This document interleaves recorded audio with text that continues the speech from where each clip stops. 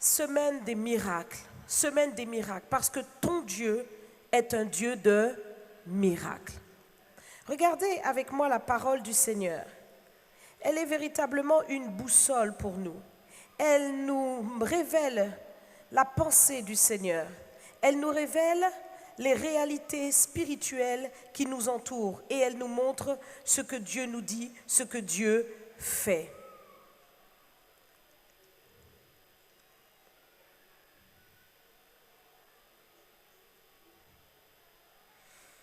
Dieu est puissant.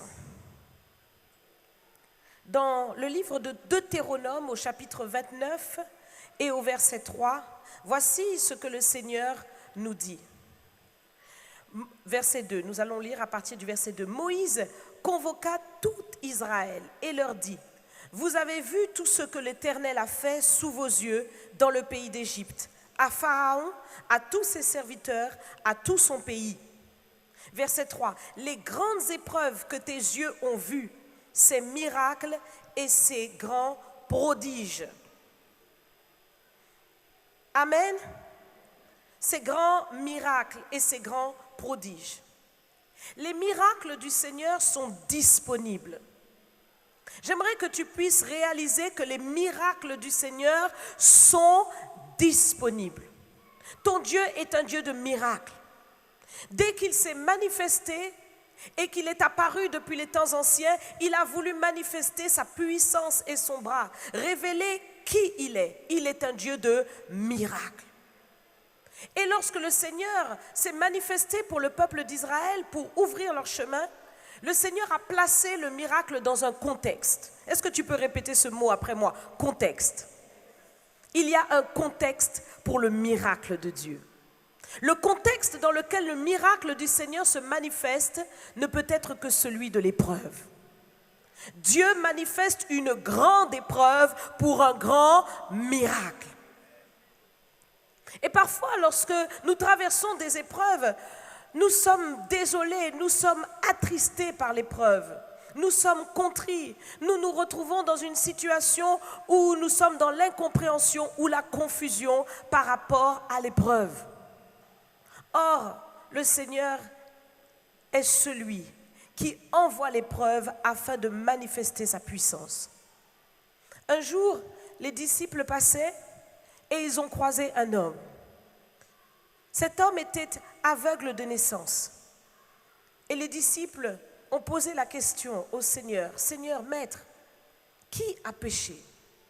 Est-ce que ce sont ses parents ou est-ce que c'est lui pour que cet homme puisse être dans cet état ?» Et le Seigneur a répondu très clairement à ses disciples, comme il peut te répondre aujourd'hui face aux épreuves que tu traverses. Ce n'est pas que lui ait péché ou ses parents aient péché, mais c'est afin que les œuvres de Dieu soient manifestées en lui. Autrement dit, le Seigneur veut te faire comprendre que ton épreuve est une occasion pour l'Éternel de se manifester à toi. Dieu veut se glorifier dans ta situation. Il veut manifester son miracle. Dieu est un Dieu de miracles. Cependant, le miracle se manifeste dans le contexte de l'épreuve, mais il a besoin d'un support. Est-ce que tu peux répéter ce mot après moi? Support. Le support du miracle, c'est ta foi. Un jour, Jésus se trouvait exactement dans la ville où il avait grandi, à Nazareth, et il nous est dit qu'il avait voulu là faire des miracles. Mais il n'a pu faire aucun miracle, que de très petits miracles, parce qu'il n'y avait que de l'incrédulité tout autour. Pour que le miracle se manifeste, il faut qu'il y ait un support. Et le support à ce miracle, c'est ta foi. Nous avons dit qu'il faut un contexte. C'est l'épreuve. Mais dans ton épreuve, il faut un support pour le miracle, c'est ta foi. Est-ce que tu peux réaliser que ton épreuve n'est pas là pour te détruire, mais elle est une occasion pour l'Éternel de se manifester, l'occasion exacte que Dieu veut manifester pour que ta foi puisse être suscitée? Qu'est-ce que tu donnes au Seigneur dans ton épreuve? Est-ce que tu lui donnes ta foi ou est-ce que tu lui donnes tes lamentations? Est-ce que tu lui donnes ta foi ou est-ce que tu lui donnes ton découragement? Bien souvent, ce qui sort manifeste ce qui est à l'intérieur en réalité. Et dans ton épreuve, tu flanches, tu fléchis, tu te décourages. Tu te dis, Dieu ne me répond pas, ça ne va pas, je n'y arriverai pas, je ne m'en sortirai pas. Pourtant, Dieu a déjà prévu la porte de sortie et il a besoin d'un support, c'est ta foi. Il nous est dit, voici les miracles qui accompagneront ceux qui auront cru. Dans Marc chapitre 16, le Seigneur te dit, voici les miracles qui accompagneront ceux qui auront cru. Ceux qui croient sont accompagnés de miracles. Leur vie est accompagnée de miracles. Oh là là là là là là. Quelle est ta compagnie? Quelle est ta compagnie? Ceux qui croient sont accompagnés de miracles. Ils sont accompagnés de témoignages. Ce n'est pas que Dieu ne veut pas agir. Ce n'est pas que Dieu a changé. Dieu n'a pas changé. Mais ce qui lui manque, c'est ta foi. Nous sommes dans la semaine du miracle et cette semaine est en train de passer. Nous entrons maintenant dans une autre semaine. Mais jusqu'au dernier moment de cette semaine encore, aujourd'hui, Dieu veut faire quelque chose. Amen. Mais ça dépend de ta foi. Ça dépend de ta foi. Vous savez, quand le Seigneur dispose un calendrier qu'il nous révèle et qu'il nous dit, cette semaine, c'est la semaine du miracle, tu ne peux pas rater cette semaine-là. Parce que chaque semaine a une dispensation. Et là, nous entrons aussi dans la Pentecôte. La Pentecôte, donc le miracle et la Pentecôte, ça va de pair. Oh là là là là là là. Ça va de pair. Il y a une puissance qui doit se dégager. Dieu veut te faire vivre quelque chose de spécial. Mais est-ce que tu crois et est-ce que tu t'attends à ce que quelque chose de spécial se passe aujourd'hui même pour toi? Beaucoup peuvent venir au culte par habitude, pour passer un moment dans la présence de Dieu. Mais est-ce que tu peux réaliser que ce culte peut être le culte de ta vie? Est-ce que tu peux réaliser que quelque chose peut se passer au-delà de tout ce que tu peux penser ou demander? Est-ce que tu peux réaliser que le Seigneur peut accomplir un miracle aujourd'hui même pour ta vie? Je ne sais pas ce que tu traverses. Mais le miracle est exactement là pour te faire percer là où, humainement parlant, tu ne pourrais pas. Beaucoup de miracles et de prodiges se sont produits dans la parole de Dieu pour nous démontrer que tout est possible à celui qui croit. Dieu le montre dans sa parole et il le manifeste. Si le Seigneur a besoin d'ouvrir une porte alors qu'on t'a dit que tu ne passeras pas là, Dieu l'ouvrira pour toi. Car il dit, j'ai ouvert devant toi une porte que nul ne peut fermer. C'est la puissance du miracle de Dieu. Si ta vie était en bas, Dieu qui veut véritablement manifester le miracle au milieu de toi te dira, tu seras en haut et non en bas. Tu seras devant et non derrière. Tu seras la tête et non la queue. Dieu va déclarer une parole pour toi et il va la concrétiser afin que tu vois la puissance de son miracle. Quel est ton besoin? Le problème, c'est que tu dois croire. Et aujourd'hui, c'est une occasion pour toi de croire. Aujourd'hui, c'est une occasion pour toi de te connecter avec l'Esprit de Dieu pour dire au Seigneur, Seigneur, je crois dans ce que tu es capable de faire. Au-delà de tout ce que je pense ou demande, je veux te donner l'opportunité de faire. Et vous savez, quand on y réfléchit bien, on doit réaliser que notre Dieu est véritable. Si toi, qui es un être humain, qui a à cœur de pouvoir respecter la parole que tu dis. Qui a à cœur de respecter la parole qu'il dit, en général? Quand tu t'engages, oh là là, il y a beaucoup de mains qui ne sont pas levées. Ça, c'est suspect. C'est suspect. Beaucoup de mains ne se sont pas levées. Mais ceux qui ont à cœur de respecter ce qu'ils disent, lève la main, franchement. Lève la main vraiment. C'est-à-dire que tu dis une parole et lorsque tu dis cette parole, tu veilles à la respecter. Ça s'appelle l'intégrité. Amen. Tu t'engages et tu veilles à respecter ta parole. Si toi qui es humain et qui connais tes défaillances, tu veilles à respecter la parole que tu donnes, sache que ton Dieu est Dieu. Il n'est pas un homme pour mentir, ni le fils de l'homme pour se repentir. Si Dieu dit dans sa parole, invoque-moi et je te répondrai, je te délivrerai et tu me glorifieras, alors la parole du Seigneur est certaine. Alors tu peux faire confiance à cette parole. Alors tu peux t'appuyer sur cette parole et tu l'expérimenteras certainement. Cette foi que tu as, tu dois la placer dans la parole de Dieu parce qu'elle n'est pas une parole humaine. Le Seigneur ne trahira pas ta confiance. Il agira, car il le dit dans sa parole, que celui qui se confie en moi ne sera jamais confus jusque dans l'éternité. Jusque dans l'éternité. Alors confie-toi. Tu peux lui faire confiance. Jésus est accessible et ses miracles sont disponibles. Dans les Actes des Apôtres, Pierre se tenait devant les hommes israélites qui étaient là en train de se demander, mais comment se fait-il que tous ces miracles se produisent? Les démons sont chassés, les malades sont guéris. Qu'est-ce qui se passe? Les gens parlant de nouvelles langues. Qu'est-ce qui se passe? Qu'est-ce que c'est que tous ces miracles? Pierre les a regardés en face et Pierre leur a répondu que c'est parce que Jésus-Christ est ressuscité qu'il y a de tels miracles qui se produisent.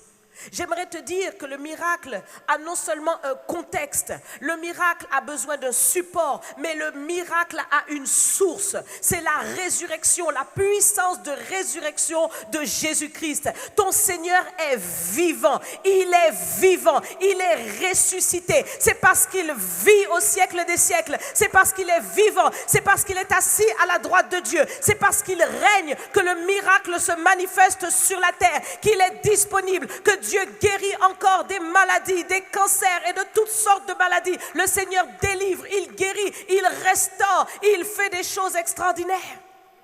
Parce que Jésus-Christ est vivant. Jésus est vivant. Et ce matin, pendant que nous sommes ici, le Seigneur est dans le ciel. Et il nous est dit qu'il penche ses regards pour voir ceux qu'il adore.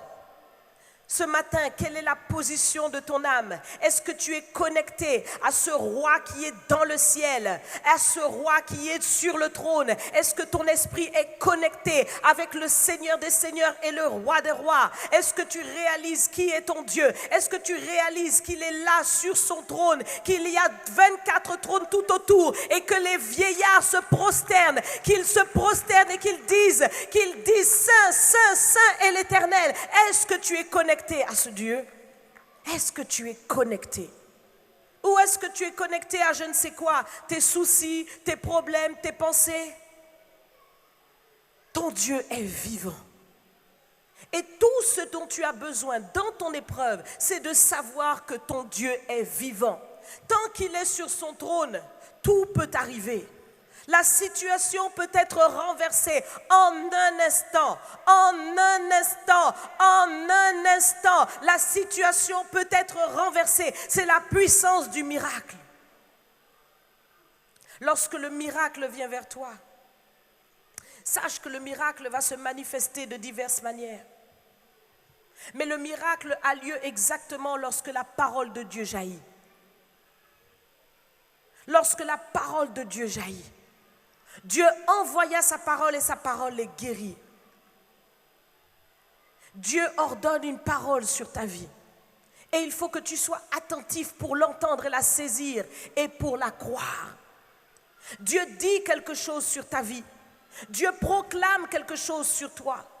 Et c'est au travers de cette parole, sur le support de ta foi, que Dieu va l'accomplir. Un jour, le Seigneur a croisé les lépreux qui sont venus devant lui et qui ont supplié, Seigneur, guéris-nous. Le Seigneur les a guéris. Tous ont été guéris. Un seul est venu proclamer et reconnaître ce que le Seigneur avait fait. Lorsque le miracle vient vers toi et se manifeste, vous savez, il y a différentes manières de recevoir quelque chose. Vous pouvez recevoir la chose et puis ce qui vous intéresse, c'est ce que vous avez reçu. Vous avez reçu, vous avez saisi et puis vous repartez comme si de rien n'était. C'est qui ce matin? Dis à quelqu'un, c'est pas moi. Dis à quelqu'un, c'est pas moi. Tu as reçu ton miracle, tu es parti. Dis à quelqu'un, c'est pas moi. Mais Dieu t'a fait des miracles. Dieu a fait des miracles dans ta vie. Dieu a fait des miracles. Des miracles financiers, des miracles spirituels, des miracles de mariage. Dieu a fait des miracles.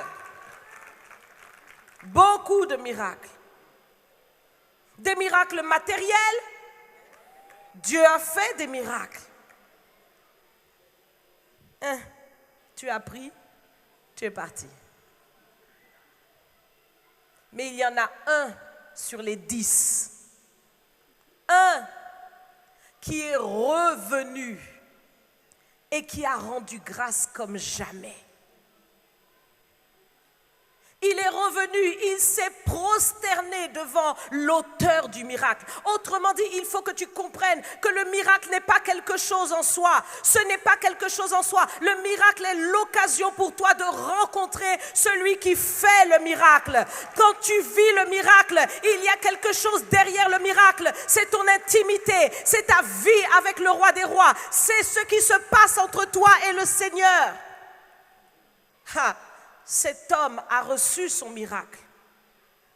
Mais maintenant, il a rencontré l'auteur du miracle. Il s'est prosterné devant le Seigneur. Il lui a dit merci pour ce que tu as fait pour moi. Autrefois, ma vie était enfermée dans la lèpre, mais désormais, je peux marcher. Désormais, je peux vivre. Désormais, je peux me marier. Désormais, je peux avoir ma maison. Désormais, je peux passer au milieu de la société. Je peux travailler parce que tu m'as purifié. Oui, c'est toi qui l'as fait. Ce n'est pas un autre, mais c'est toi. Et maintenant, je te connais, toi, le roi des rois et le Seigneur des seigneurs, celui qui guérit.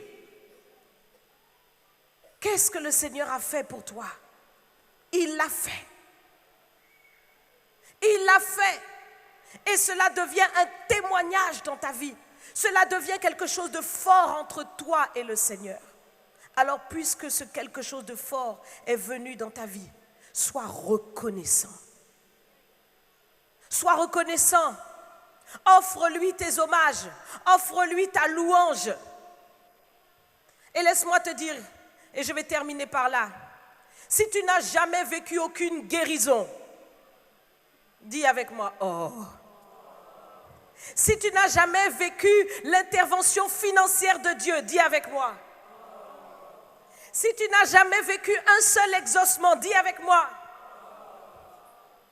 Mais rien que le miracle de ton salut, est-ce que tu peux réaliser ça?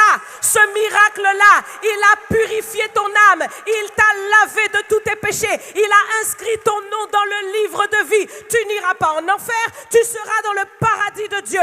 Est-ce que tu peux me glorifier ce Dieu-là? Alléluia, loue l'Éternel, que tous ceux qui respirent louent l'Éternel. Amen. Il n'y a que qui ont compris quelque chose. Il n'y a que qui se mettent debout pour louer le Seigneur. Il n'y a que qui comprennent qu'est-ce que c'est que d'avoir le salut de Dieu dans sa vie. Est-ce que tu réalises que c'est le plus grand miracle? Tu étais pécheur, tu étais loin de Dieu et Dieu t'a retrouvé. Il a inscrit ton nom dans le livre de vie. Il a fait de toi son enfant. Il a fait de toi, un enfant de Dieu. Loue-le. Loue-le. Loue-le. Alléluia. C'est le plus grand miracle. Si tu n'as rien fait pour moi, Seigneur, alléluia. Mais au moins ce miracle-là,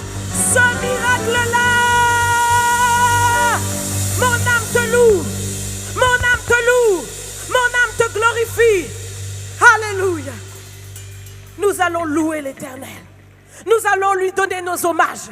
Nous allons lui donner toutes nos actions de grâce parce que notre Dieu est un Dieu de miracles au milieu de nous. Il se manifeste puissamment. Élève tes mains dans la présence de Dieu et répète après moi: Seigneur, je te dis merci pour tout ce que tu as fait pour moi. Merci pour le miracle de mon salut. Merci pour le miracle de ma vie. Merci pour le miracle de ma restauration. Merci pour le miracle de ma délivrance. Merci pour le miracle de ma guérison. Merci pour le miracle de ma génération. Merci pour le miracle. Je te dis merci, Seigneur.